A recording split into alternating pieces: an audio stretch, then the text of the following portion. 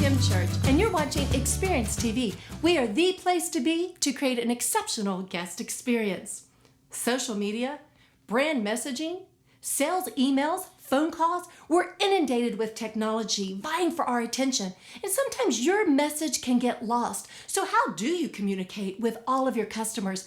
Well, you're in for a treat. My guest today, Bruce Loeffler, is going to walk us through the communication process. He was a top guest experience trainer who's traveled all over the world training hundreds of companies on how to communicate with their employees and their customers.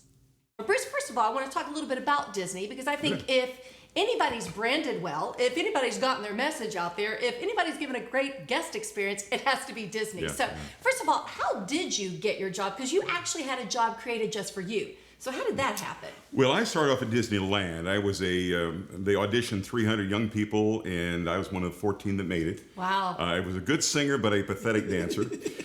Disney Nice. World called me 3 different times, and I went out to fulfill a 3-month contract and stayed 10 and a half years. Wow. And so at Disney World, I was a part of the Kids of the Kingdom, did Diamond Horseshoe and Voice of Liberty.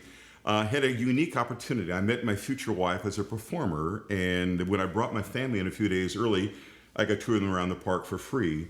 So as I'm doing this, I'm bragging how good Disney is a company to work for, Right. yet I'm seeing a number of cast members who are being cold and apathetic and aloof to our family as well as other guests. So on one side, I'm bragging how good we are, yet I'm saying we're not nearly as good as we say we are. So I happened to tell that story to the vice president of operations. He said, "What should we do about it?" I said, "Get someone in here who understands how our guests want to be treated, who can help develop those people skills with our employees." He said, "Great, you want the job." And that's what happens. We create a position that had never existed. So my job was to develop the presentation, the service skills for all of Right. attractions for Epcot and the Magic Kingdom. So if you're not familiar with Disney and Epcot, the Jungle Cruise, Pirates of the Caribbean, Hall of Presidents, Spaceship Earth, but in work with them, we had folks who were burned out, who had attitudes, didn't like the job, didn't train them properly. So I then started developing programs in customer service and motivation, and team building and communication. And so then the other divisions started hearing about this, and I got calls for merchandise and foods and tickets and parking and security. So that's how I got in my position. Right. Now, I know that you have a master's degree in communications. I know you have a passion to communicate. Well- I want to talk a little bit about communication, because how does communication affect the overall guest experience? Oh my goodness, it affects every aspect of it. Okay, how? You've got, if we don't communicate, if we don't let people know and understand where you're coming from, because we all have different personalities. Right. We all have different understandings. We all frame things from a different perspective. And so what we want to do is understand, what is it you're saying? Do I understand you? Do I perceive you properly? Do you understand me? And make sure Right. that we bring it down to the lowest common denominator. So I think the key to communication is simplicity. Right. Now, what are some actions that you can do that speak louder than words? Because we all know there's certain things you can do that say a lot. Well, one of them, there's a term called active listening. Okay. What active listening really does is it takes your information and I summarize it Okay.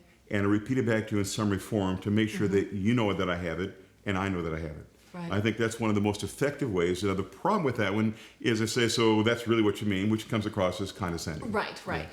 And so the other one is how well do we communicate? As I said, I go back to the simplicity. I work with a lot of hospitals in what we do, and I've found that we have all different terminology, different understanding, and the key is that the patient doesn't understand what we're talking about when we talk about the terms. We need it. In fact, some of the employees have no idea. So Right. the key again is to make it in the lowest common denominator. Right. What do you see is the number one problem when it comes to communication? The answer is poor listening skills. Okay. My wife sometimes says, she says, "Bruce," Also, the number one marriage problem, not listening. she says, "You've got a master's degree in communication. You teach communications. Why in the world can't you communicate?" Right. It's difficult because it's your perception, Right. what I think I said, what I meant, what I thought I meant, Right. and what you perceived. And so it's Right. the communication is the issue. And I think oftentimes when you're working with your coworkers or when you're working with your guests, your customers, you always need to remember they don't think like you. Right. They don't feel like you. And Yeah. so when you're communicating with a lot of people you don't even know, like what are some advice, something you could tell someone to do to be a better communicator with their guests? Well, one of the tools, I think, there's a term called mirroring. Okay. If I'm talking to someone and let's say they're from the South, and I'm from New York. Okay. And they talk much slower than I do. I don't want to offend them, but I want to slow down my speech. Right. And slow down the tone so I'm not coming across as yelling, Right. but make sure that I try to match or mirror what they're saying and the way they say it so that we connect with each other. And I think the key is, how do we connect? I think that's great advice. Thank you so much, Bruce, for being with us. That's it for Experience TV. I'm Kim Church. I'll see you next week with a whole new show.